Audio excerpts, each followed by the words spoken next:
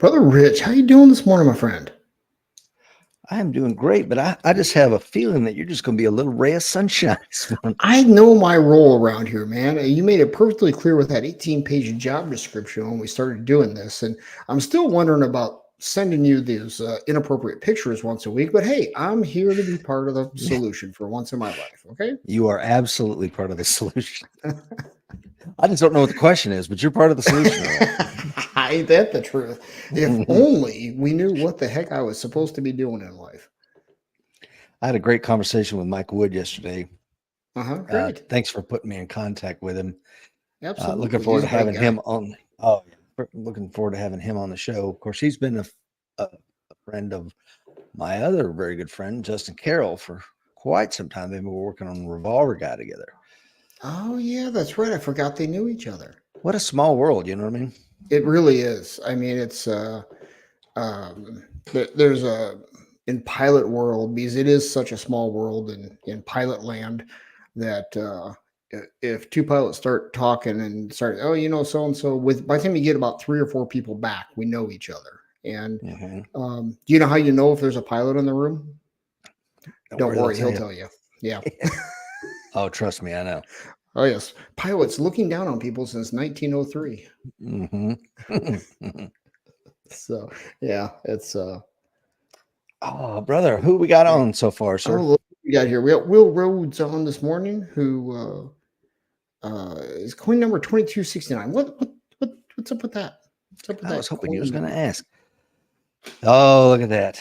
Becoming a coin member of the American Warrior Society gives you access to the training vault. We got everything from firearms to fitness, less lethal. We got how to build a go bag, how to stay safe in your vehicle if you're armed or if your wife's armed. We got gun grappling, wrestling, jujitsu, white belt to blue belt, medical with Dr. Dan Olesnicki. We got everything to keep you and your loved ones safer in this unbelievable, turbulent time that we're all living through.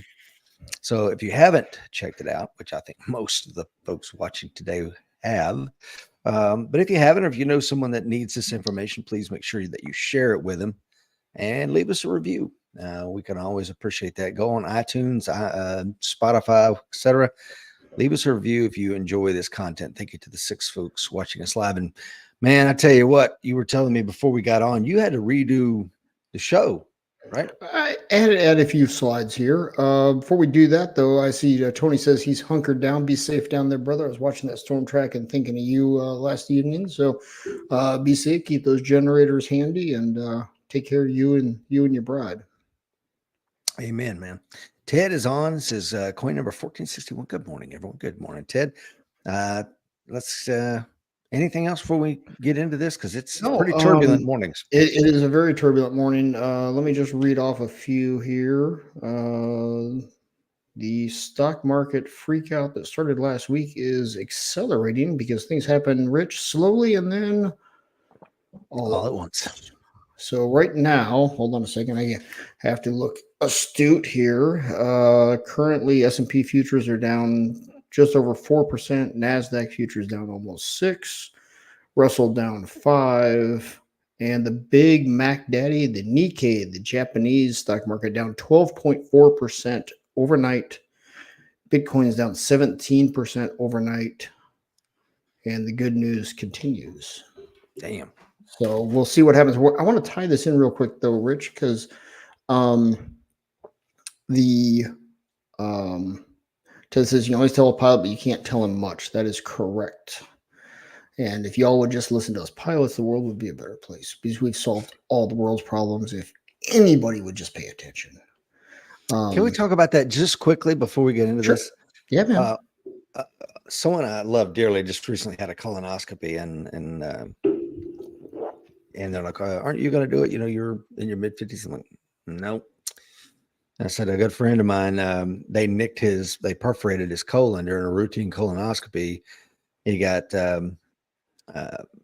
sepsis or whatever it is, and went into a coma for 5 months and then died a few months after he came out of his coma. So I'm like, I'm not interested in that. She's like, oh, this is safe. It's routine. So I look back, I think from 2009 till now, there's been 0 people killed in U.S. civilian aviation. I'm sorry, Sounds right. in Yep. commercial aviation. Yeah. So Mhm. 15 years, over 13 trillion people carried on U.S. airlines and zero fatalities. I mean, it is an incredible record. Knock on wood. Mhm. Not that you need to be superstitious. There's a reason why it's so. And in that same time frame, I did the math. Over 85,000 people have been killed in routine colonoscopies. In other news, I've been off 85,000. work since 2008 or whatever date that was you gave. So No, now, I don't think so. see, so this brings up a good point about that I bring up about safety. Airlines are an incredibly safe way to travel, but I think that's because this is one of the few times where the government, quote unquote, knows the role. Mm, Private industry runs it with proper government oversight and safety involved within that. mhm. So you don't have you have government dictates coming down for safety, but they're based on data. They're based on Yes. actual things that happen out there, and the system is constantly being improved.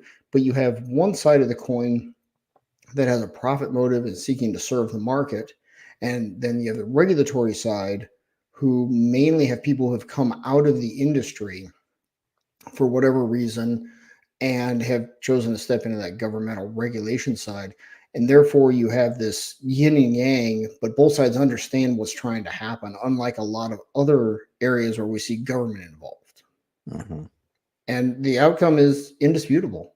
Yeah, it is absolutely indisputable. But to your point, you're always pretty self-effacing. And it's one of the things I like about you. But it's true. Pilots have checklists and redundancies, and they train routinely and regularly, and it's purposeful and meaningful and data driven. And especially the medical industry could learn so much from what you Mhm. guys have done. Now, of course, you're never going to get medicine to be perfect, because on a long enough timeline, the survivability for all of us mortal humans is zero. So Mhm. I get that. At the same time, however, medicine should not be the third or fourth leading cause of death in America in the 21st century. It's insanity. Yeah. And, sadly, all these great regulations in aviation, as we say, they're all written in blood, Yeah, right? absolutely. But you also have, airlines won't stay in business if you bend a bunch of metal and hurt a bunch of people. People just Yeah. won't fly on them. But you don't see that in the medical industry because it's one person at a time, right? Mhm. So there's a dichotomy there, but also part of it is like, and this applies to truckers, pilots, all kinds of transportation folks. We have very strict duty and duty day limitations. You only fly so Mhm. many hours, only have a duty day so long. And especially the medical profession, they're like, nope, I'll be on duty here for 48 hours. I know, isn't that insane? It That's is. a great point. And I had one when our twins were born. Doctor's great guy, family friend. But I called him out on it. He came in early. Now, this is where he came in early for his 48-hour shift or whatever it was to do the delivery Mm. because he's family friend, great guy. But by the time we saw him, a day and a half later, whatever it was, as he's talking to us, he's falling asleep on the Oh couch. God. And I called him out on it. He's like, yeah, good luck changing it. And especially now with the doctor shortage out there, the medical profession shortage, period, it's I don't see it changing. And Well, but there's been a because it's pilot not shortage for some time, and y'all haven't changed your rules, have you? As far as how no, much no, sleep you can but have? there's an immediate cost. And airlines, if there's one thing that airlines understand, it's cost and risk. Mm, Um, and because there's no hiding a major accident. no. But in the medical profession, if a mistake is made over here, most of them don't result in death, right? Mhm. So it's easy for that to never become widely publicly known.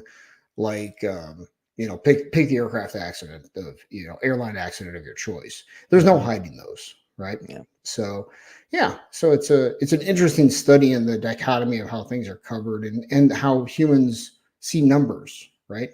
And how the What was it, media plays into Delta? that. What was it, Delta 191, the one that got taken out by the wind shear heading into Dallas or something. Yep. And the interesting on that one was it wasn't the first wind shear that got him, it was the second one. They went through one, we got through that one okay, and then he hit the second one, they were too low to the ground. And a lot of our training, in fact, I've flown that exact profile probably a dozen times. In simulator? Yeah. And I try to avoid that in real life because it's exciting and I don't get paid extra for exciting. So I try to keep things boring. As soon as exciting and drama pay extra, I'll be right there, but it doesn't. So, yeah, and now we recover from that profile, no problem. And I'm not bad mouthing those guys. They didn't know. No. And that accident changed a lot of procedures and a lot of how those things are handled. And it's just like when law enforcement studies, body cam footage from especially a fatality, right? The gift that those people are leaving us is learning. Yes. And we learn from that, and we make the world a better place and a safer place, whether we're talking about law enforcement or aviation. And that's the gift they're leaving us. And if we ignore that, we're doing them a great dishonor. Yeah, 100%. Michael Gentili's on. He says, best line of the day. I don't get paid extra for exciting. He says, Don Burrick recognized more than a dozen years ago that medical cause deaths were the equivalent of a fully loaded 747 flying into a mountain every week. But I think it's every day. And that's what I told Lisa. She's like, how is this colonoscopy? 85,000, blah, blah, blah. And it took a while for me to extract that data. So it's because they die one at a time and alone in a hospital. One happens in Des Moines today, and then an hour and a half from now, another one's going to happen in Peoria, and you just never know it. Whereas when Delta 191 goes down, NTSB is going to be studying it. They're going to be looking at it. They're going to, and like you said, there's going to be a simulator that every pilot's going to have to go through routinely to fly that profile. We don't have the same thing for doctors. When Dr. Smith kills a guy in Des Moines, like, oh shit, if I would have known as I'm resecting this bowel, I need to do this, because it happens onesie twosie. Maybe he publishes a paper on it. Nobody's going to read it. I mean, it's. Yeah. Well, and the thing is, if he publishes a paper on it and admits fault, good luck ever getting malpractice insurance again. Yeah. It's a great point. And that's a major difference there. So yeah, we are very far afield this morning, but thank you. We are, yes, but we are, but we aren't, because what we talk about a lot here is risk management. Amen. That's really what all this is when we talk about, oh, look at this indicator. We're managing risk is the way I look at it. We just happen to be using it in the frame of investing in money, the economy. And if you think about it, whether we're talking about that or carrying a gun or all the things that are available in the training vault, it's risk mitigation. And the first one we always preach is situational awareness. As we said, it's not risk elimination, it's risk mitigation. Right. You can't eliminate all risk. Jeff is on. What does Jeff say? Need to have a Tales from the Air where Will tells a story about crazy airline shenanigans he's dealt with. Wow. Let me tell you about New York City in the late 90s when everybody thought they were in The Sopranos. Holy cow. There are some stories in there. So got a lot of folks on. Johnny King is on. Our good friend Guile is on. Will is on. Tony says, I always enjoy Kelsey and 74 Gear on YouTube. I'll have to check that out, my friend. Yeah. All right. Fear is driving the market. Yeah, Ted here asks a question. Time for the 2008 heebie-jeebies. We're getting into that neighborhood. Yeah, we are.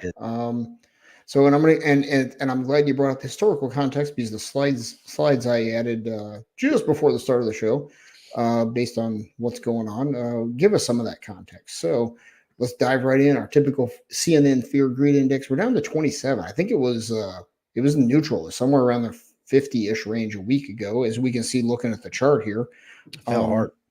It fell really hard, and this came from economic reports that came out last week, starting on Wednesday. The market started going down on Wednesday, Thursday, accelerated into Friday, and then is coming off the rails right now. So very interested to see what happens here when the market opens. Futures typically the market goes the same direction. The futures are trading. Not always, especially if they're just slightly up or down, but this movement today is going to start moving some things in the market. And we're going to get into a little bit behind the scenes stuff with how Japan and what they're doing with their currency is going to affect the U.S. stock market. You wouldn't think that would be the case, but I think that is what's happening here. So let's chug on through, and we'll get to that part here eventually. This is a screenshot from just a moment before the show started. This is from Trading View, so I use for charting and things like that. Your change percentage you can see there on your screen. That's last Friday's change. The EXT there on the right, brother, is extended hours. That's your pre-market trading right now. Okay. You can see DIA, which is the ETF for the Dow Jones, is down 2.95% currently. Dog, just underneath that, is the inverse of that. So it's short the Dow Jones. That's up 2.97%. And then the S Dow, which is like, think of it like a super short on the Dow, that's a 3X. That's up 9% this morning already. So you guys are you in that? I am not in that one. I am happy to say, however, that if you come down the list, I don't have it in there. I do have a triple short going on the Qs, except I bought the options on SQQQ. They're up, I don't know, 190% in the last 5 days. Damn. And it's going to take a nice little jump for me this morning as well. So, don't judge me for taking those risks, guys. Car parts are expensive. I got to have it to support here. So, yes, you do. But you can see here IWM further down towards the bottom. That's the ETF for the Russell 2000. The small cap stocks, that's down 5% currently. What's Steve Mark saying? Says he's buying. Our markets have always recovered. Love QQQ. Depending on, I agree. The markets do always recover. It depends what kind of timeline you're looking at there, brother, and what your risk tolerance is within that. So, long term, I'm sure you and I agree. I trade around those things, and different strokes for different folks on that. That's a great point. Time horizon is completely relevant in all this. Absolutely. So, look at that hockey stick you got there. Yeah, look at that hockey stick. This is the volatility index for the S&P 500. Holy shit. So, yeah, you can see what it's done here in the last few days. It's up to 57 right now. Now, I'm going to put that in perspective. Volatility index, as you can see, has been running very low for quite some time here. And we could get into how this is suppressed and manipulated now, because there's a thing called volatility controlled funds. And what these funds do is they try to hedge downside risk for folks. So right now, these volatility controlled funds, which control a large amount of money out there, are going to go into full sell mode here with this volatility going through the roof. Now, historical perspective matters, and we always talk about that. So 57. So if you go to the next chart there, brother, we're going to put a little perspective on this.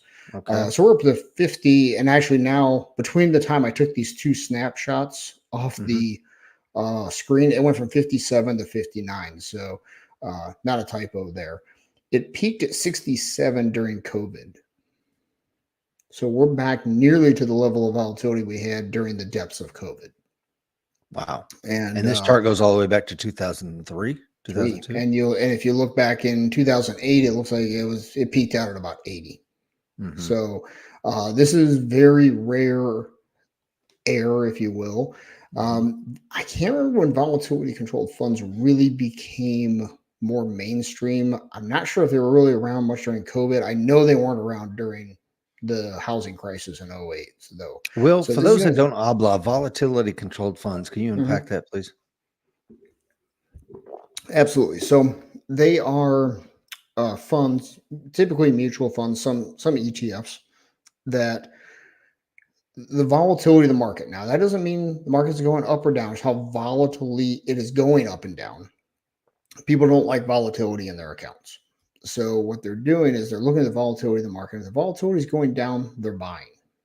Well, if you do that enough, just the act of those funds buying will drive the further down, because every time there's a dip, they buy in.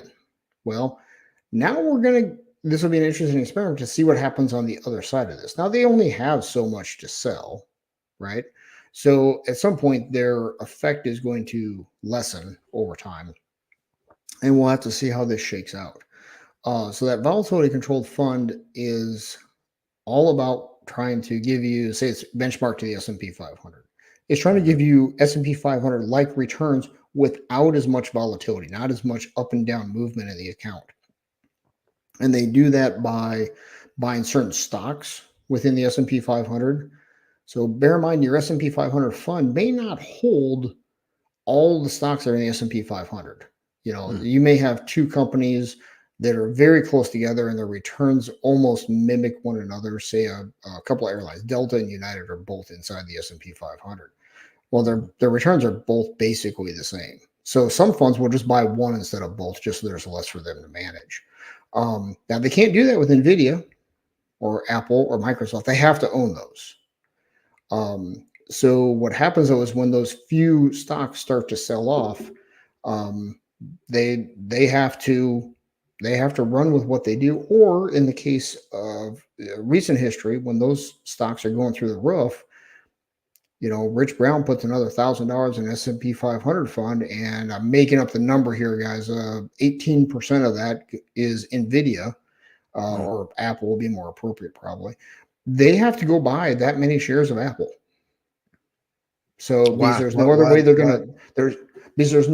gonna mimic what the S&P is doing without buying those shares of Apple. You can't have an S&P 500 fund that doesn't have Apple in it and mimic the return of the S&P 500. Because Apple is such a big chunk of it. Yeah. Does that make sense?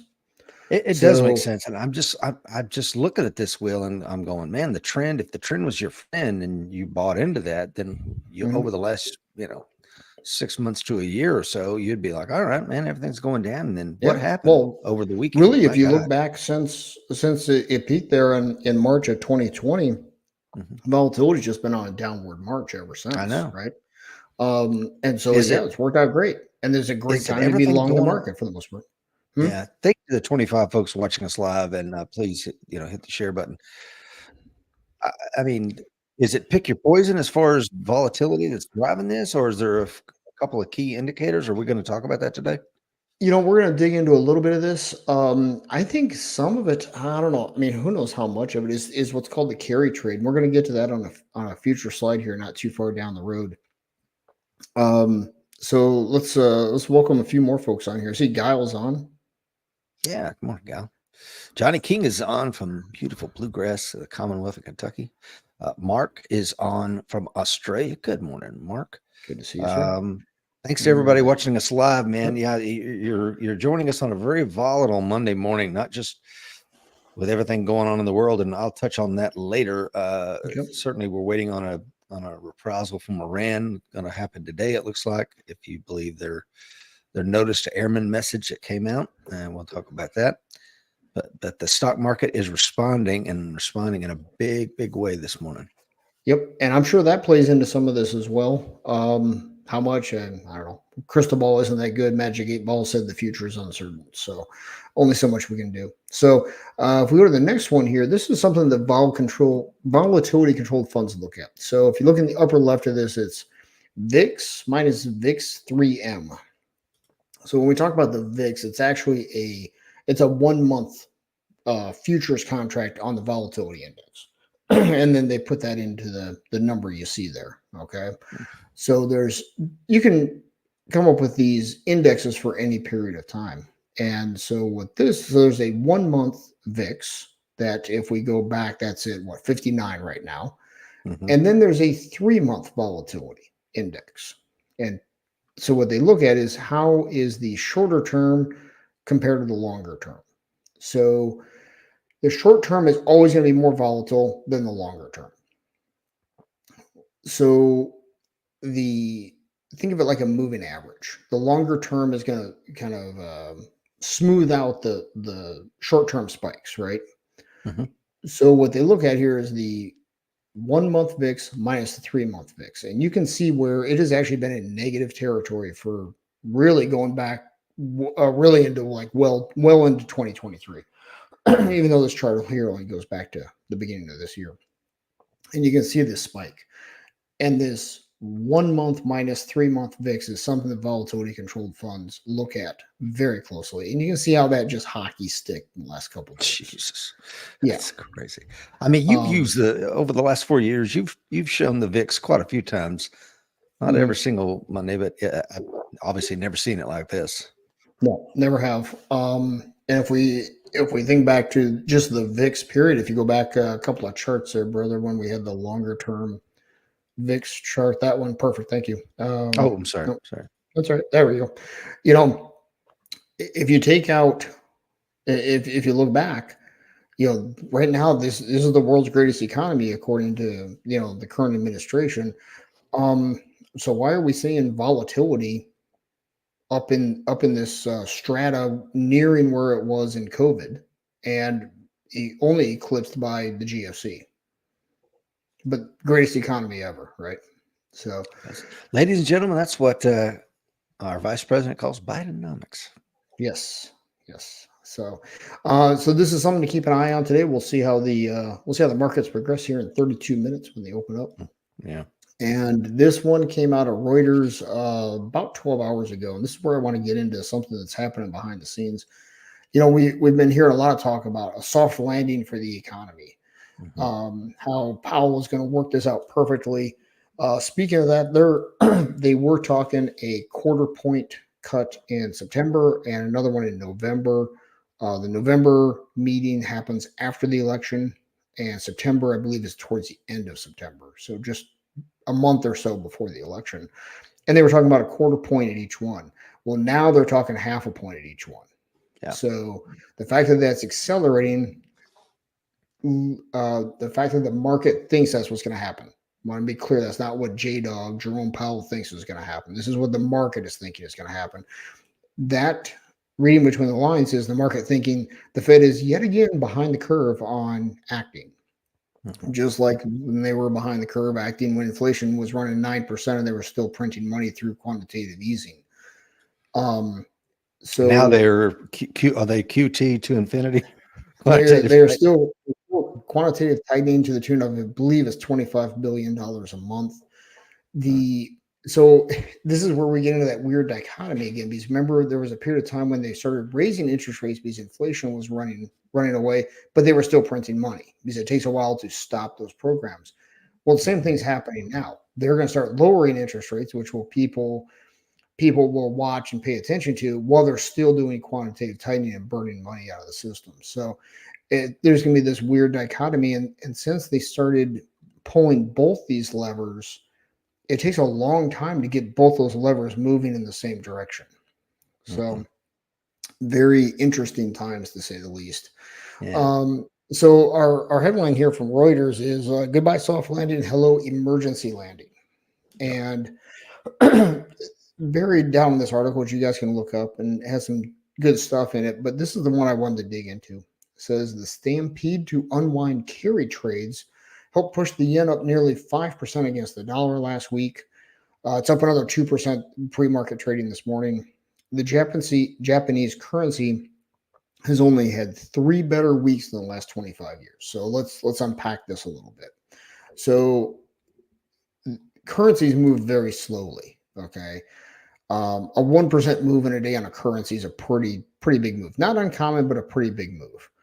The yen, because of all their economic problems since the 80s, the yen has basically been at a zero, if not negative interest rate since then. So what big shooters like Rich Brown do is they go borrow yen at 0% and they go invest it someplace else. And they will do this with insane amounts of money, because if you can, even when our treasury bills were paying 1%, well, if you can go borrow 0 and make 1% on a couple $1 billion, it's safe, right? Because you're borrowing from the Japanese, which is a safe thing to do, and you're investing in U.S. treasuries where you're going to get your money back because they'll print the money to get it back to you, right? Right. So, well, that was good. But, we're humans. We want to make more money. And NVIDIA stock has been going up like crazy. So how about we borrow yen and buy NVIDIA? So you take some asset somewhere and you go over to a Japanese bank and say, I want to borrow however many yen against this asset. And they go, sure, no problem. And then you take that money and you go invest it in the stock market. This is the carry trade. So you're carrying this across different currencies, countries. Okay. Well, that works great until your interest rate starts going up where you borrowed from. Think the S&L crisis in the 80s. Is the same thing. That was essentially a carry trade. Not exactly, but it was the S&Ls were doing then exactly the same thing that banks do now. They borrow short and lend long. And by that I mean they'll borrow 5 and 10-year money to loan Rich 30-year money for his mortgage. Okay. So they're committed to that money for 30 years, but they're only borrowing it for 5. Why? Because it's a lower interest rate if they borrow 10-year money, which is more typical, 10-year money and loan it for 30. And they're just betting on the fact that interest rates aren't going to go up and make them go upside down. So to put numbers on that, the bank will borrow traditionally 10-year money for about 2% and then loan it to Rich for 5%. Okay. Gotcha. Versus borrowing 30-year money at 4% and lending it at 5%. So instead of making a 1% spread, they're making a 3% spread. Well, the problem there is if short-term rates go up during that 10-year period, say they go up to 10% to make the math easy for me here. Well, now when they refinance, when the bank refinances their end of it, they have to borrow 10% money, but Rich is still only paying them 5% interest. Yeah. Suddenly they get upside down real fast. Well, the S&Ls put that on steroids and they were borrowing 6-month money back in the 80s. And then when interest rates spiked back up, they went upside down real fast. This is kind of the same thing happening here. And how many savings and loans across the United States went down? A whole number greater than 0. Yeah. A whole bunch. Yeah. So now what happens is suddenly NVIDIA stock, it was down a bunch last week, and I think it's down like 11% here pre-market. So now suddenly these folks are sorry. I'm just looking because I'm curious now what it's doing. It is pre-market. NVIDIA is down 12% pre-market.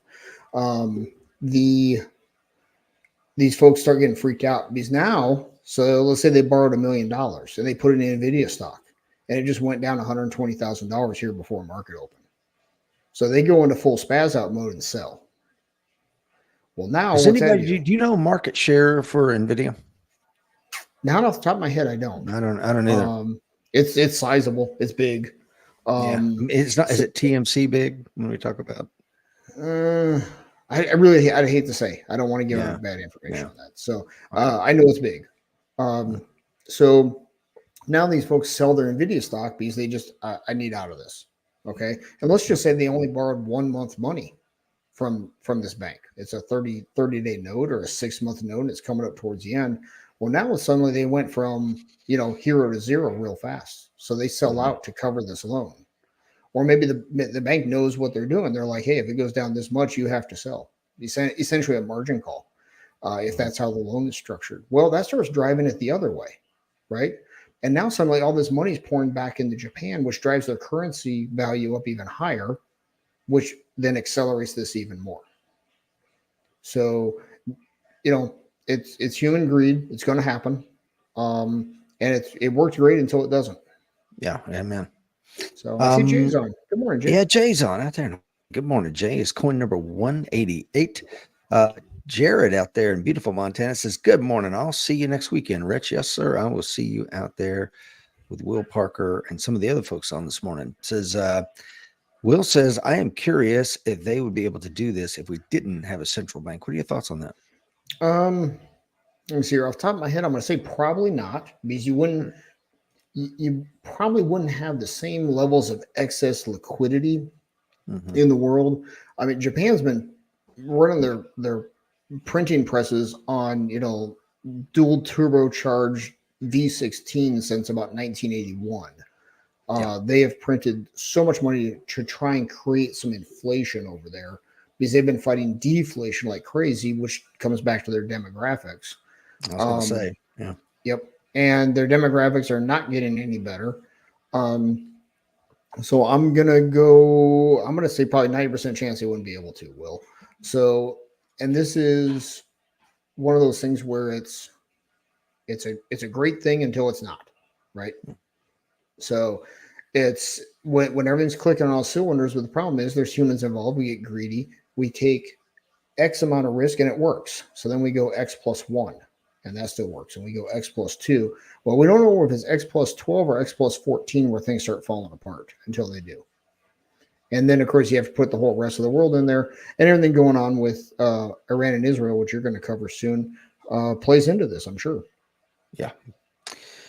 So. Yeah, it does. Yeah, I was just looking at the demographic curve down there in Japan, and it is an ugly mess. Good luck getting out of that. Yes, it is. Yes, it Thank sure you to the is. 32 folks watching us live. We appreciate everybody tuning in. As always, this is not financial advice. You do you. However, oh, look, gold members in the house. Gold members in the house. And guess how gold is doing, Will? Down 3% this morning, I believe. Hey, I'm telling you, it's up over the. Let's see, 1 ounce of gold. Me and Seeklander were talking about this over the weekend. We bought a bunch of gold, not a bunch of gold, but we bought some gold back in 2020 and $1,800 an ounce, and it's almost 24. Yep.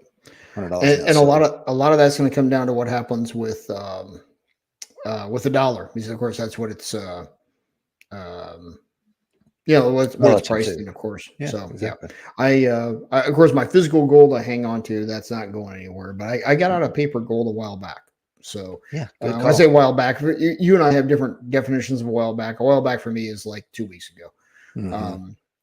Yeah, that's a trading thing, not a long-term hedge thing. Yeah, gold. It's down, like you said, 2%, but it's still over 24. Yeah. Yep. Oh, the long-term for it's going up, and the more uncertainty we see in the world, the more it'll go up. So, but there's going to be a period of volatility here for everything if this continues in the market. So we have someone joining us this morning, Hack Fraud Films. I just saw this on my YouTube recommendation. What is this? That's a great question. Well, you want to attempt to answer that for our new absolutely. So we are we're a couple of self-defense guys.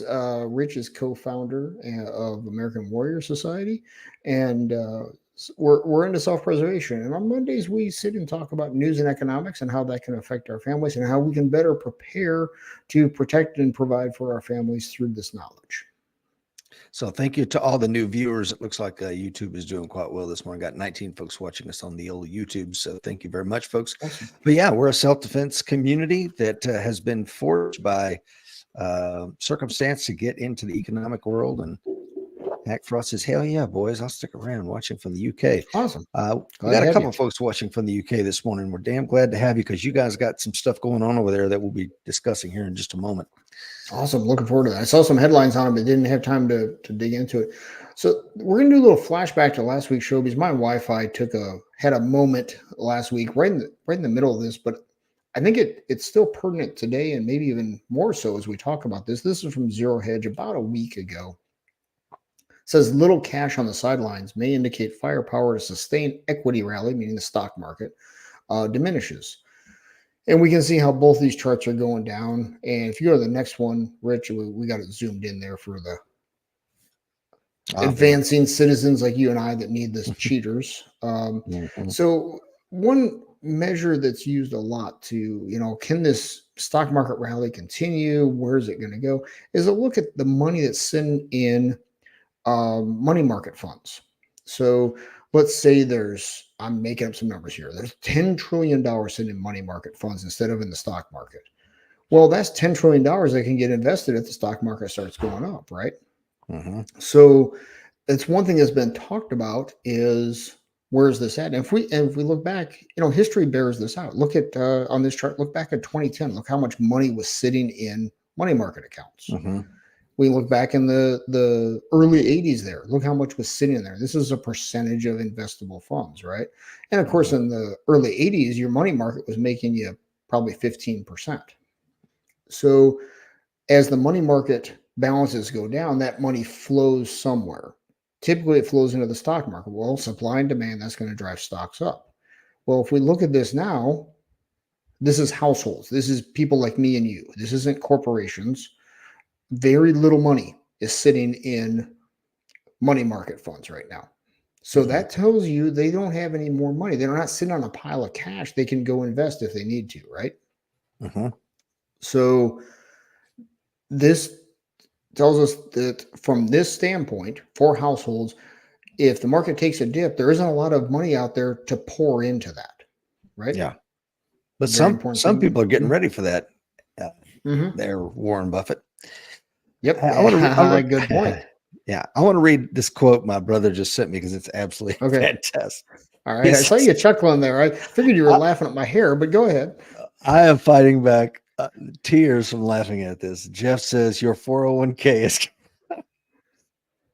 your 401k is getting unburdened from what has been. You know that Kamala Harris quote, Yep. unburdened. Yep.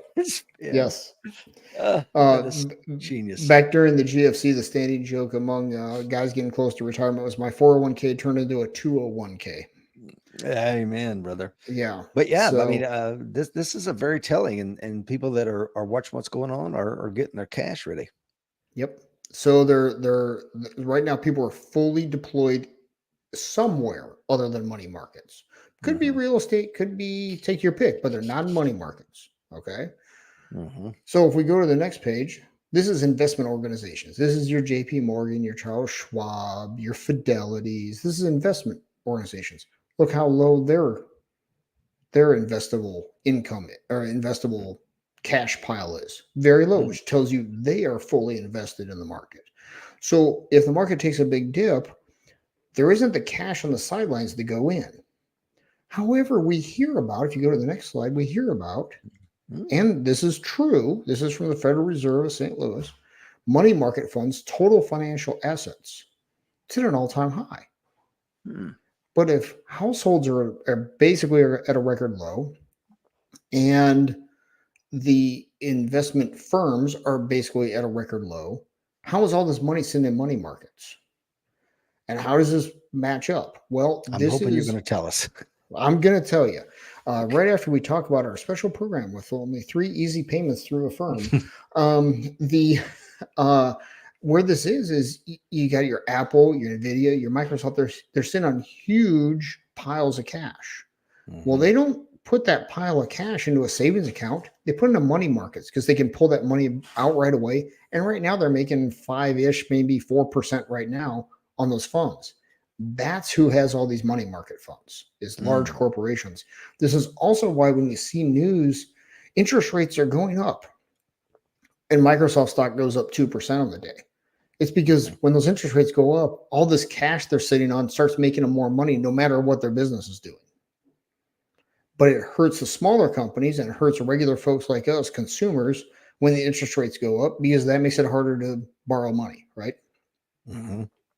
So, yeah, it's an interesting dichotomy because if you listen to CNBC or any cheerleader for the current administration, they're going to be like, money market funds are an all-time high. This is great. People have money to sit on. People are sitting on their money. That'll underpin the stock market. Well, there's a little more to it than that, as usual. Yeah, as usual. Yes, as almost always. What do you got here, brother? You mind reading that off? Not at all. From CNN Business, Starbucks on Tuesday reported its second quarter in a row of dismal sales. On Monday, McDonald's reported sales fell 0.7% in the U.S. from the same period of 2023.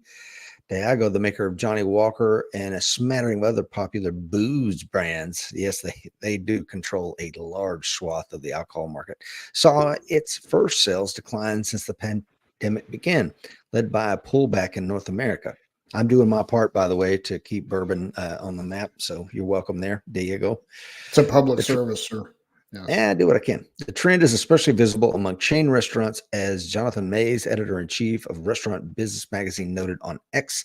Sales at Chipotle, I always mispronounce that, locations open at least a year, up 17% from a year ago. Texas Roadhouse, 9.3%. McDonald's down. Starbucks down. What do you take from all that? Well, so CNN, of course, as a cheerleader for the current administration, is trying to spin this to, yeah, McDonald's is down, Starbucks are down, but these other places are up. And that is factually true. However, let's think about which income cohort most likely frequents each one of those places, Yeah. right? I think And that's there's Michael Gentili's point, is it not? let me see here. Yes. If it absolutely is. So the it's we've talked a lot about how when times are good, people shop at Target. And Mhm. times get a little worse, they trade down, shop down, if you will, to Walmart. And then when they get really bad, they shop down to the dollar store. And Mhm. then within that, you can have your cohort that normally shops at Walmart. Times get a little worse, they go to the dollar store. Right. So I think that's what we're seeing here. Mhm. The folks with a little more income are still frequently frequenting little higher end places. I would not go so far as to say the Texas Outhouse is a great steak place, but it's a decent steak and it's higher priced than say your McDonald's, of course, right? Mhm. So maybe some folks who ate even higher on the cattle, if you will, are now more frequently frequenting Texas Roadhouse. I don't know that as a fact. I'm just throwing it Mhm. out there. Um, so something to keep an eye on. There's a reason McDonald's just came out with their $5 value menu a while back, and they said it's staying there. And they've Mhm. also said in I dug into the McDonald's earnings report because I'm cool like that. Their number of orders has gone down. I forget the percentage, but it's gone down a fair amount. But the dollar amount per order has gone up significantly, Yeah. which again is going to start pricing certain parts of the consumer base out of McDonald's. And I You think they swing want it. that. I think that's a strategy. I'm not. I really haven't followed McDonald's that closely, but it's an interesting thing to watch between where what consumers choose to do. And of course, where it gets really interesting is when they choose not to eat out at all, right? Mhm. Um, I'm not a coffee drinker. I know it's blasphemy, Yes, it is. but Starbucks is a great indicator. Are they going to Starbucks or are they going to McDonald's and getting the whatever it is now, the $1.50 coffee or whatever it might be, where you literally can't make it yourself at home for the same money, right? Mhm. So these are things to watch, guys. It's another canary out there singing in the coal mine, and we'll wait and see how things shake out. But when you've got, let's also remember McDonald's reported sales fell by 0.7%. That is not adjusted for inflation. So if inflation is running round numbers 3%, if you adjust that for inflation, you're looking at even a smaller number. So you're looking at maybe even close to a 4% drop, 3.5% drop adjusted for inflation. And I'm pretty sure the wages they're paying have not gone down yet. Yeah. Well, So, market. I mean, it's market saturation, for God's sake. I mean, oh as yeah, you know. yeah, Yeah. for sure. So, Will says, "Don't worry, um, Rich. I'll have coffee here for you. Looking forward to that, my friend." I'll send you a case of Bang to hand him there, Will. So, Ah, um, I've never. all right. My lips have never touched that poison. Well, you're missing out, brother, because it's so good. So, Uh, and this is what I'm pointing out here. Yeah, we can see Starbucks.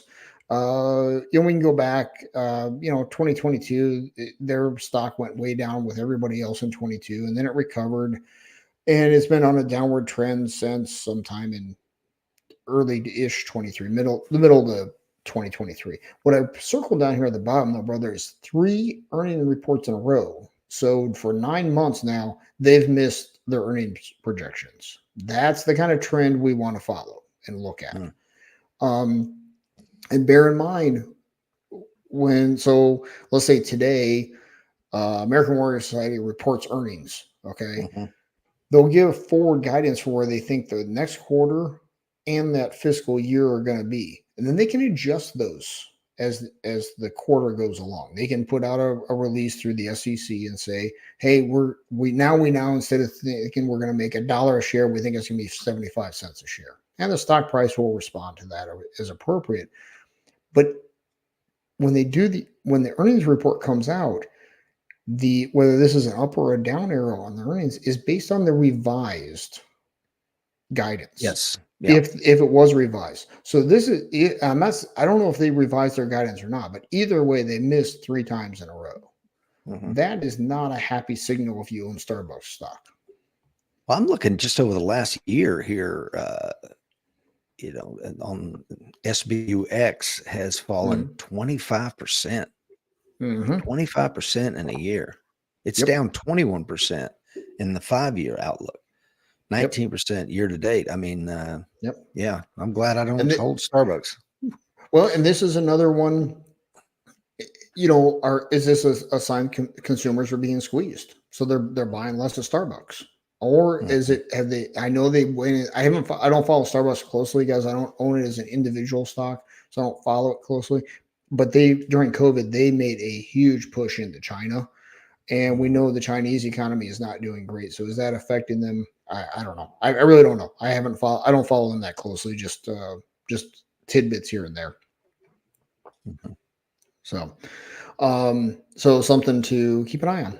So, Yeah. and to that same thing here, from Wall Street Journal, the haves and have-nots are at the center of America's inflation fight, and we've talked about this quite a bit, right? Yeah. The K-shaped recovery, and um, it says here warning signals are flashing for low and middle income Americans, exposing a division between people whose gains are being willed down by elevated inflation and borrowing costs and those who are benefiting from higher asset prices and bond returns. So, and this is where the bottom part here is really what I think is most important, scrambling the outlook for the US consumer, because the consumer drives 60 something, almost 70% of the economy.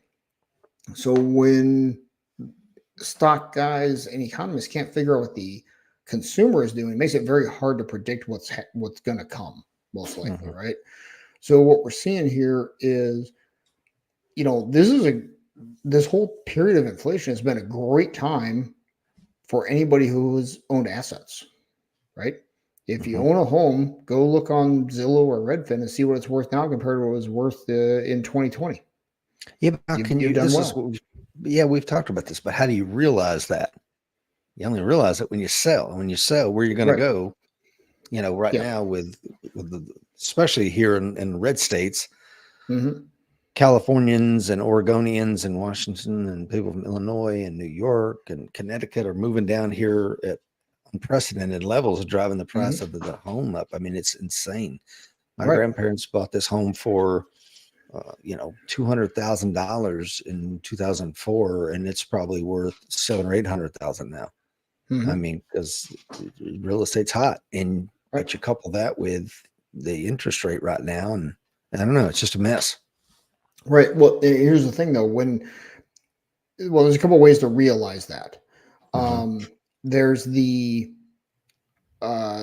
selling it, which you have to buy someplace else, which depending on where Hmm. a person is in life, that can work out, right? If they're in retirement or empty nesters and they're downsizing, they can realize that gain, right? That's one way. The other way is they don't realize the gain this way, but it makes them feel wealthy, right? Your home And price what doubled. does So your that home value feeling of doubled. wealth do? That People makes them go out and respond to spend that. money because, Hmm. hey, we added $100,000 to the value of the house this last year.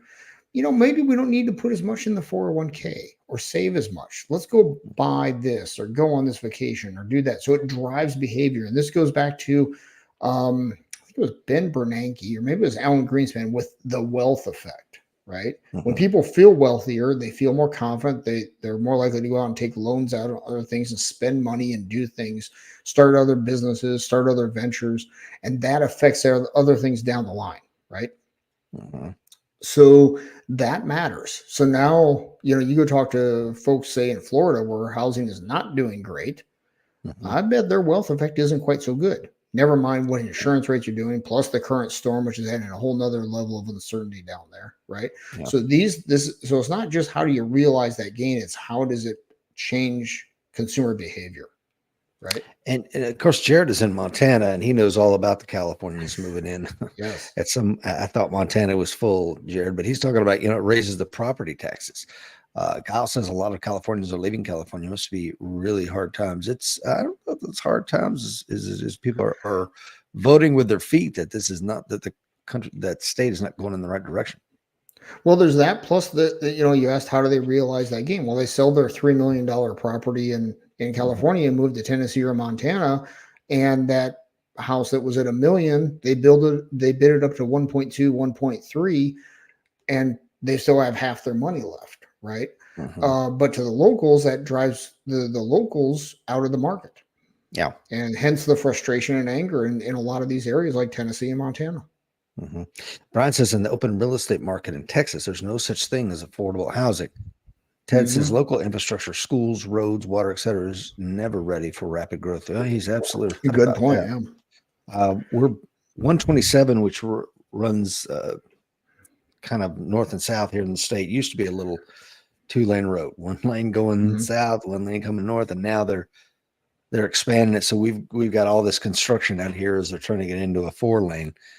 But that just shows you the growth that Ted's talking about, how the infrastructure's got to change. Yep. And I see Will Parker's got to leave us here. He's going to go jump out of a perfectly good airplane. I'm not sure why one would do that, but you knock yourself out, brother. It looks cool. I will just go land the airplane. Thank you very much. Be safe, my dear friend. So, this article from Wall Street Journal is talking about this lady from Flint, Michigan, and she said, I think this really sums everything up. This is the most money we've ever made, and this is the brokest we've ever felt. Damn. Well said. And the felt is the important part. Just like we just talked about how for people with assets, they can see it, they feel it, they do something with that feeling, right? Same thing for this lady and people in her situation. Yeah, we're making more money than ever, but we're not feeling it. We're not feeling wealthy. So at some point, the feeling overtakes the numbers on the piece of paper, whether that be physical paper or electronic paper with your Excel spreadsheet, right? So, but then once those feelings kick in, then those feelings will drive behavior, and that will drive everything else. Yeah. So, So now along the same things, and this is, we've talked about John Deere the last couple of weeks on how they're laying people off. This is a smaller company, but they're a supplier to John Deere. And this is how things ripple through, right? So they're laying off 200 people in Williamsburg, Iowa.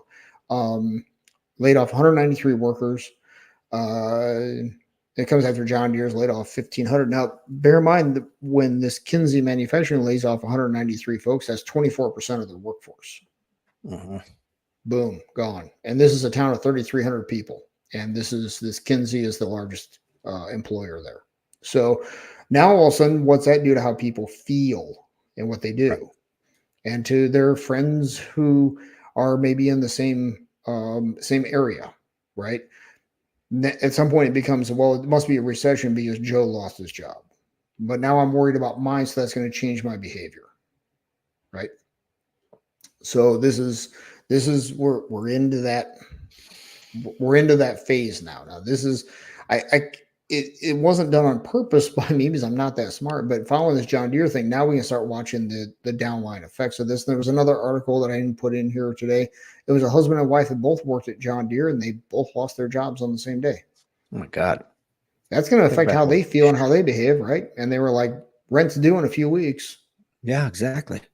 Let's talk about some of these interconnected effects. You and I, when we were talking about Russia was going to invade Ukraine, were they going to invade? Were they not going to invade? Of course they did.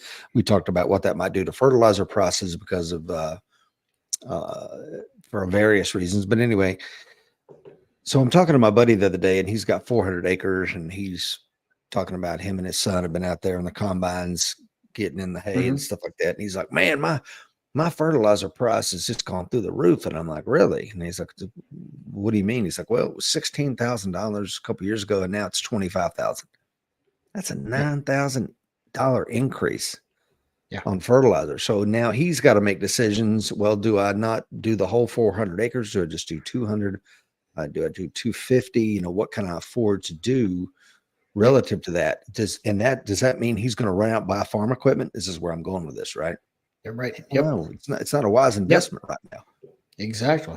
But right. I mean, all these things are so interconnected in our economy.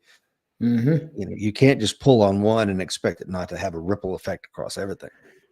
Exactly. I was talking with a politician one time, and then took a shower immediately thereafter. But he said when he went to, this is a Wisconsin politician, so when he went to Madison, what he described was he didn't realize how it's like a spider web, and you pull on one little piece over here. If I can get my hand to show up here, pull on one little piece over here, and something way over here moves. That's why you don't want the And government meddling this shit. You know what I'm saying? You don't absolutely, I couldn't agree get your more. hands off that. Couldn't agree Scales, more. man. The minute you start Yep. touching the scales, you don't know where it's going to go with that. I mean, we have a hard enough time with invasions and things of this nature. We cannot predict. Mhm. What's Johnny King say? Sorry, I was just looking at the stock market there while we're talking. It's going the way we expected this Okay. morning. Nvidia, for example, is down 14% on the day. So, and that money's just wiped out. So Johnny King says this economy is the government peeing down your back and telling you it's raining. Yeah, this is, and so much of this, they're going to have a hard time keeping this going to the election. And this is opposite of most election years in the markets. Usually, the first half of the year of the election, presidential election, is volatile as everything gets sorted out, and the second half calms down once we pretty much know who the winner is going to be. Well, because of all the events that have led up to this and Biden dropping out, it's quite the opposite now. You couple that with everything else, it's going to make for an interesting stock market. It's going to be the inverse, I news think. cycle.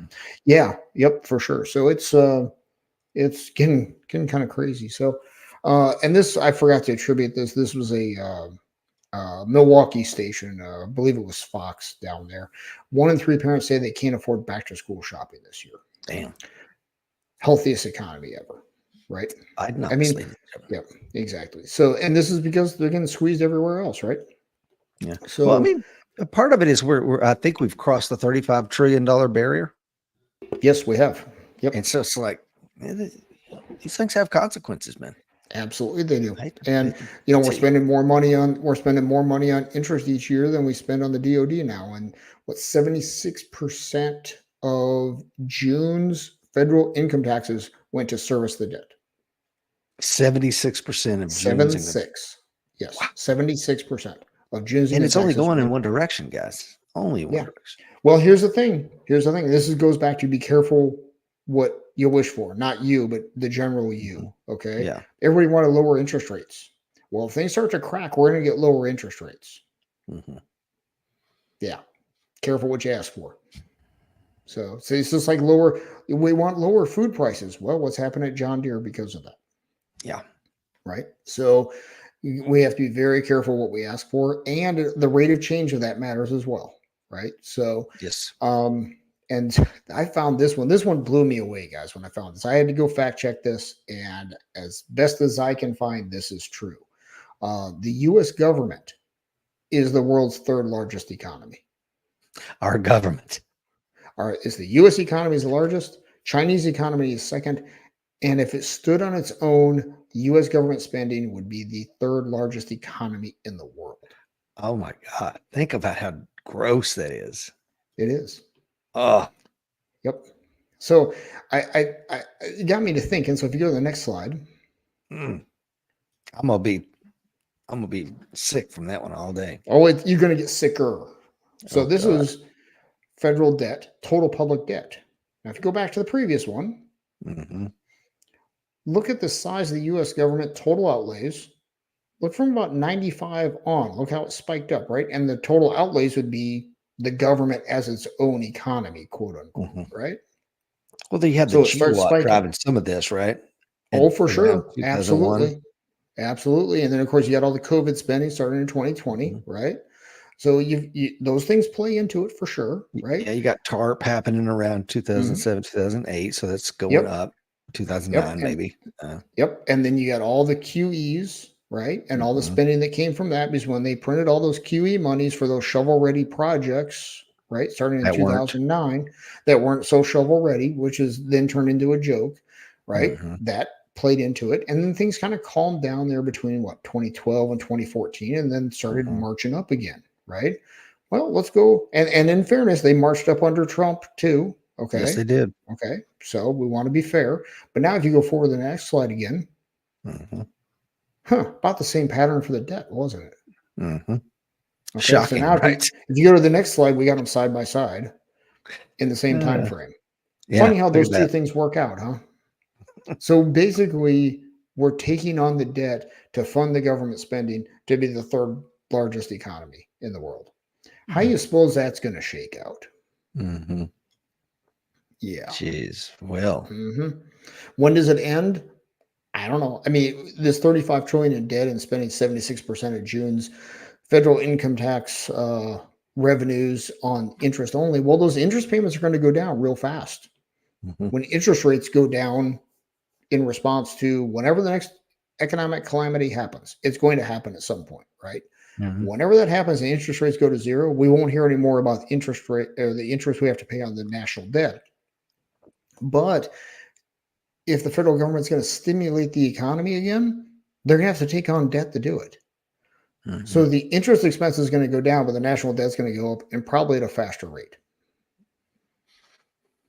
So there's your ray of sunshine for Monday morning. Well, thank you, William. I've got a little ray of sunshine for you. Here's a public service announcement here. Let me get this here. Be unburdened by what has been. You know, what can be unburdened by what has been. What can be unburdened by what has been. What can be unburdened by what has been. What can be unburdened by what has been. What we can see, what we believe can be unburdened by what has been. What can be unburdened by what has been. What can be unburdened by what has been. What can be unburdened by what has been. What can be unburdened by what has been. Who we can be, unburdened by who we have been. What can be unburdened by what has been. Where we can be, unburdened by where we have been, and unburdened by where we are right now. What can be unburdened by what has been. What can be unburdened by what has been. What can be unburdened by what has been. What could be unburdened by what had been. What can be unburdened by what has been. What can be unburdened by what has been. What can be. Now, this gibberish goes on for another full 3 minutes, so please take a look at that. But you know, this I was to thinking me, it might go on for another 4 years, unfortunately, but it might if we don't do something about it. And what I mean by that is go vote. Make sure that your vote is counted and your vote matters. So this is a Marxist rallying cry. If you can't decipher what this is, I mean, this is the same shit that Pol Pot, Mao Zedong, anybody else, and you know, you start talking about, hey, let's decouple from where our nation come from, and don't worry about that. You know, we don't have to be burdened by things like the rule of law, the Constitution, our culture or heritage. We just need to do what's right, no matter what those pieces of paper say. Yeah. So yeah. Well, here I will go ahead. Sorry. No, man. I got nothing. Well, so as that was playing in the background, listening to her, I was popped over to TradingView and I'm watching, you know, all kinds of stuff go way down. However, McDonald's stock is up because what's going to happen to McDonald's sales now if the economy starts going down? Mm-hmm.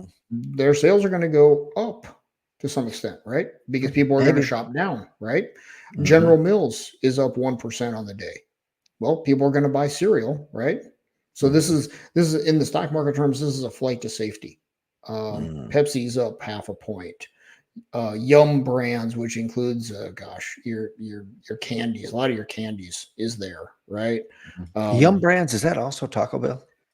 I believe it is. I believe it's that, Olive Garden, and some others. All of them escape me at the moment, but yeah, we're looking at a lot of stuff like that. Compared to other things like Domino's Pizza is down 1% on the day, but compared to some other things, that's not too bad. So, yeah. So it's good. It's going to be interesting here to see how it'll be really interesting to see how it shakes out after today. See if it shakes out a lot of weak players, and there'll be a bounce in here at some point. And some of your biggest stock market bounces happen after big down days or down days, plural days. So we'll see what happens. Yeah, Don has a great point. Says that's the new cultural revolution. Yeah, and the fact that she has made that utterance, you know, hundreds of times throughout the last 4 years, you got to take these people at their word, man. And that seems to be her favorite rallying cry. What does Brian say? Yeah, I was just reading that with some great interest here. It says every cost of farm and ranch operations have increased for far more than indexes indicate this results in us reducing ranchers and farmers reducing their input of fertilizer, seed, equipment operation, which will then reduce food production. Food prices will continue to dramatically increase. I would love to dig into that more with him at some point if possible. That would be a great show right there. Yeah, Brian, please email me and Rich at AmericanWarriorSociety.com, and me and Will can love to chat with you on that one, because I think you're absolutely spot on, sir. Rasmus says, speaking gibberish. Kyle says, totally burdened to our ears. Rasmus says, I'm actually next to her hometown of Oakland, California. I thought she's from Canada. But anyway. Yeah. Jeff says, hey, financial issues, eat cereal. Who was that said that? The CEO of General Mills? Yes, it sounds like it. Something tells me that your brother has General Mills stock. I'm just saying, Just say. Yep. So let's see here. I think I got a couple more slides on mine there, brother. I think. Let me see. Did I? I don't think so. That's just the final one, but I'm going to get to that here in a minute. Okay. Yep. No, it sounds good. I had so many changes in there, I lost track. So what do you got for us, man?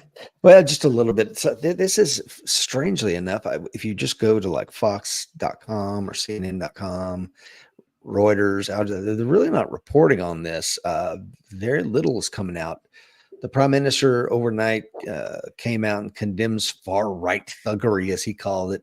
He's not afraid to say it.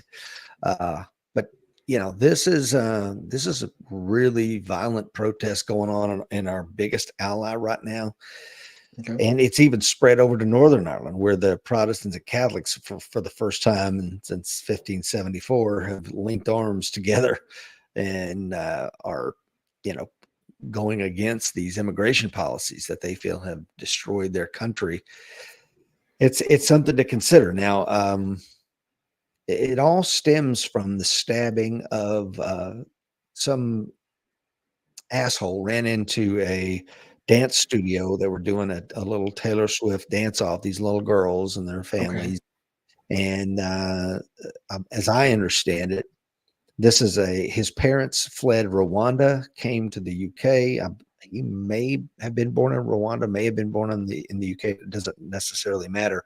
But for some reason, he took a knife and went in there and started killing children. 3 girls have died. Several are still in critical care. And I think this is just something that a segment of the UK population are tired of. That brought to their shores from immigration that's run amok. And and here's the thing: you just had the new prime minister swore in, and he's to the left of Justin Trudeau. I mean, this guy's oh my gosh! So he's not going to help anything. He says, I'm going to bring the full weight and measure against these violent right wing thugs. And so get ready for some significant lawfare going on. Mark is on from Toronto, Canada. Good morning, sir. This is interesting here. So this is some of the scenes going on over the weekend. United Kingdom to the chants of Takbir, Allah Akbar. Hundreds of Muslim migrants in masks and balaclavas, all dressed in black, patrol the city streets. A large Muslim patrol group, part of what has been dubbed the Muslim Defense League, mobilized today to try and attack people protesting at the Enough is Enough mass migrant protest by native British citizens. Extremely tense scenes as police try to separate the Enough mass anti-migrant protest groups from the Muslim patrol members who have gathered to try to confront them. And you can see scenes of these Muslims that are roving the streets with knives and hammers and attacking native-born British folk. It is pretty rough to watch. So definitely want to keep your eye on this, because it could easily get out of control. Very easily. I mean, that amazes me. I mean, come on, it's all harmony over there, right? I mean, this is, I'm really struggling trying to figure out where, I mean, how is this going to shake out over there? Because this is anarchy, right? Mm-hmm. Total anarchy. Yeah. And like I said, I don't think the new prime minister is going to help with this at all. He's a former prosecutor who has kind of made it his thing to go after climate change activists, people that are, he feels that are not conforming to the agenda. as well as other things. So I don't see this going in any good direction here. Yeah, Marxism, this is multiculturalism, that is what it looks like. Yeah. exactly right. Yeah. And let's take a look So at this. This is the final thing. I believe I don't have anything else after this. okay. Maybe I do. I don't know. Iran authorizes issue of, Iranian authorities issue the NOTAM notice. What is that, Will? You know what that is. Well, it used to be notices to airmen, but in this new world, it's notices to air missions. Mm-hmm. I kid you not. So when that, I didn't know that. Damn, sick. Anyway, I can get off spun up on that, but anyway, I will not. But so this is telling you they're going to do something because they're saying, hey, if you're flying in this region, you might want to avoid it, or you might want to hit. You're going to run into something. So, what is this in response to? Well, guess what? They still haven't said how Israel assassinated the leader of Hamas in the streets of Tehran. He happened to be in Tehran for. I forget why he was in Tehran, but anyway, they killed him there. Now, how they killed him is still, to my knowledge, has not been released. But Blinken was on the phone last night with the G7, that's Canada, France, the UK, and all of those friends of ours, and said, looks like they're going to attack Israel in the next 24 hours. Now, it could be a coordinated attack between I'm sorry, they assassinated one of the leaders of the Hezbollah, not Hamas. I get all these things confused. Yeah. But everybody, I guess, has been trying. Friends of Iran have been trying to get them to calm the hell down. They're like, not happening. We're going all in. So I think you're going to see once again these coordinated attacks between Israel, the Houthis, Hezbollah. I think it's going to get real dicey. It is. But Biden says he hopes Iran will stand down. So there you go. Well, you can hope in one hand and poop in the other one and see which one fills up faster. A couple things. I was reading some reports. Hezbollah has something like 7x the arms that Hamas does, and 200,000 rockets they have on hand, something like that. Just an immense amount of munitions. But the real point there is they figure that they can run the Iron Dome out of their ammunition in about 2 days and still have another 3 or 4 days worth of munitions available to launch towards Israel. And I saw yesterday the U.S. State Department issued a warning and advisory for everyone to leave Beirut through any means possible to any destination possible. Yeah. So it wasn't just get out of there and go to Israel, get out of there and go to the U.S. or Germany. It was get anywhere else. Yeah. Yeah, that's I mean, for those that don't understand geography, Hezbollah is going to be coming out of the north, out of Lebanon. You got Hamas to the south that they've been already fighting in Gaza. You got Iran coming. I mean, Egypt's to their south. I mean, this could be another Yom Kippur war. Yes. And again, nuclear, Israel is a nuclear armed country. I think they have 92 nukes that we know about. Yep. So, and they're surrounded. So who knows where this is going to go? We're sending obviously carrier battle groups into the region. So what's going to happen is anybody's guess. And what was it? Golda Meir said, "Our secret weapon is we have nowhere else to go." Mm-hmm. Yeah, so they're back to the sea. Yeah. So this is this the big one? I don't know. I mean, none of us know, right? Mm-hmm. But it sure isn't. It sure isn't trending in a good direction. And Iran, if they don't do something, they're going to lose face. And so they got to come back with something. And it can't be like, remember the last one where they sent all the drones over, and 99.8% of them got shot down because it was very telegraphed, and they were able to tell their people how successful it was through their propaganda machine. I don't think you're gonna be able to do that this time, unfortunately. No. And it's going to be a great loss of life and a tragedy that this has to escalate yet again in our world. Well, your point is incredibly well made. I mean, if they can run the Iron Dome out, I mean, the Iron Dome is not. I mean, it's a finite number of munitions that they can use to shoot down rockets and missiles before they're overwhelmed. And those things take time to build. And And we're, And as money. we've already seen, we're running out of 1.5 artillery rounds in the war in Yep. Ukraine. Yep. So we don't even have it. We're not going to have enough to last probably. And people think the supply chain is long, man. I'm telling you. Again, my time in combat. I mean, hell, me and my fire missions on Division Objective 1 almost took out the entire regimental supply of aluminum rounds. And I'm just one forward observer calling in fire from on top of an Amtrak. Yep. And like, who the hell's up there expending all these aluminum rounds? Yeah. But I mean, it's a logistics problem at some point. Yeah. I'm glad you brought that up. And within that, I mean, this is the cost of these things, right? I mean, I'm not familiar enough with the terms of, the lower end munitions of the Iron Dome were something like $50,000 a piece. And the higher end truly guided munitions there were something like $2 million a pop. Well, and that's why I put this on here. You can see Lockheed Martin stock going through the roof, 30% up. Look at that, Will. Yep. Yeah. To that end, you just got me curious. Let me pop over to Trading View here. Okay, because this is aerospace and defense. It's down considerably today, but it means it's a combination. This fund, ITA, not financial advice, but it's also aerospace, which would be your aircraft manufacturers and the like, which will be going down if there's a recession. So a yin and yang there, but yeah, it's those defense stocks are going to be doing quite well. And honestly, I'm going to take a look at them today. Yeah. That's all we have. I just want everybody to be unburdened by what has been today. I'm just kidding. Why don't you take on this one right here? All right. It can only be labeled a recession if it originated from the recession region of France. Otherwise, it's a sparkling downturn. Okay. So that's it's all in perspective, right? Yeah. Well, you understand the reference there, brother? No. It can only be called champagne if the grapes come from a specific region of France. Otherwise, it's sparkling wine. Gotcha. So so it can only be a recession if it comes from the recession region of France.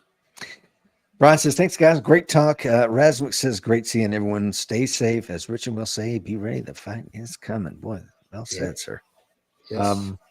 Well, if you are still up, me and Mike Seeklander have a show here in 2 hours at 11 o'clock. We'll be talking about the UAP Disclosure Amendment. That is the new buzzword for UFOs. The UAP Disclosure Amendment that's going to be inserted into this Defense Authorization Act this year. Why you need to be interested in that, what that can mean long term. Why are all the tech bros all of a sudden dumping a lot of money into trying to get this bill passed? Do they know something about the technology of these craft that we don't? Why are they suddenly interested? So lots of interesting things to unpack there. That's all I got. That's all I have, brother. How about you take us out? All right, guys and gals out there in Warrior Nation, the fight is coming. Be ready.